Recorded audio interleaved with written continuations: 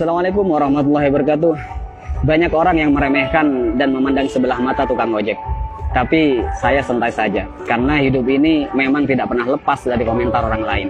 Karena menurut saya, apapun pekerjaan dan profesi kita di dunia ini adalah mulia selama pekerjaan itu halal, dan termasuk sebagai tukang ojek. Menurut saya, ojek adalah pekerjaan yang membuat kita menjadi lebih tenang, santai, bebas, dan leluasa. Karena pekerjaan ini bisa mengatur waktu kita sendiri, dan bukan kita yang diatur-atur.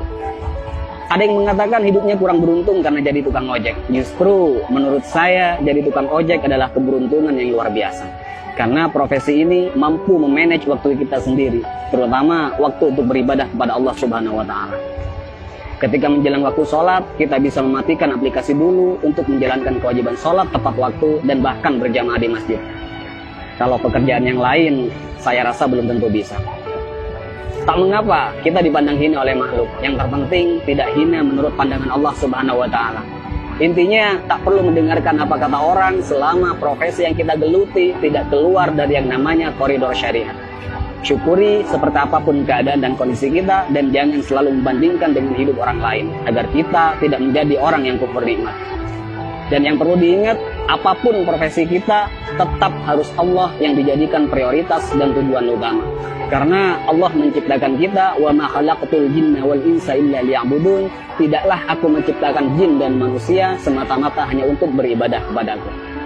Maka apapun status kita, apapun profesi kita dan pekerjaan kita, dan apapun peran kita dalam hidup, niatkan semuanya untuk ibadah kepada Allah Subhanahu wa Ta'ala. Ada sedikit motivasi dari saya, semoga bermanfaat. Bismillahirrahmanirrahim. Banyak orang kaya gelisah dengan kekayaannya dan hitung-hitungan dalam bersedekah, bahkan bersifat pelit dan kikir. Banyak artis bercerai padahal pasangannya sempurna, kaya, ganteng dan cantik. Banyak pejabat korupsi, padahal puluhan juta gaji dari jabatannya. Banyak polisi yang tak mengayomi, tapi malah memeras rakyat. Ada yang mengatasnamakan perjuangan, malah menilap dana bos. Banyak pembisnis sukses, tapi tidak jujur.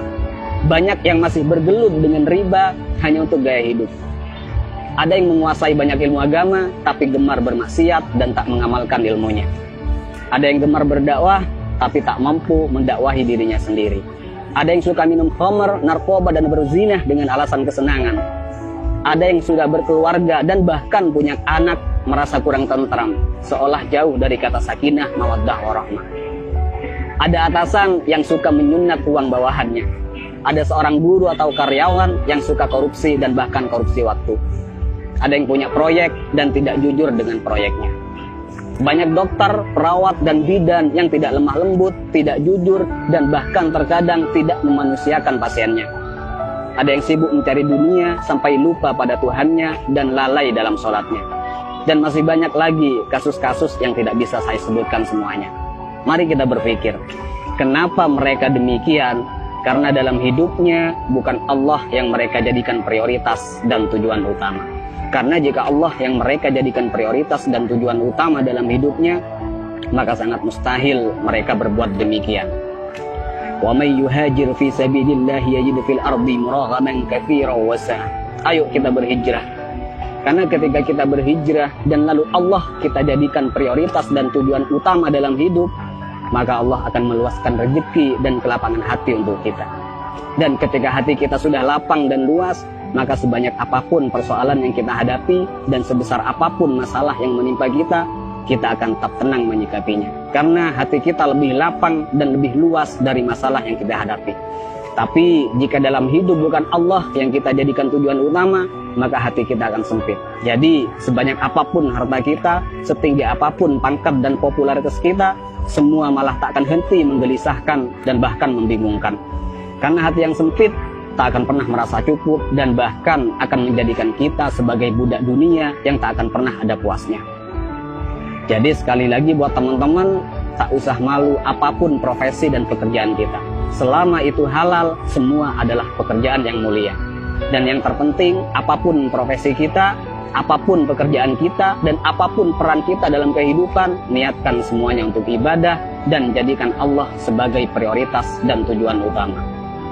Dan jika kita galau, gelisah, sedih, gundah gulana, hati tidak tenang, maka perlu kita cek. Pasti ada kesalahan dan maksiat yang kita lakukan. Dan sudah pasti kita meletakkan dunia di atas Tuhan. Dan juga saya pastikan hubungan kita dan Allah sudah tak lagi mesra. Jadi kesimpulannya, tolak ukur ketenangan dan kebahagiaan bukanlah kekayaan, bukan jabatan, dan bukan popularitas. Tapi tolak ukur ketenangan dan kebahagiaan adalah tergantung di mana letak Allah di hati kita. Assalamualaikum warahmatullahi wabarakatuh.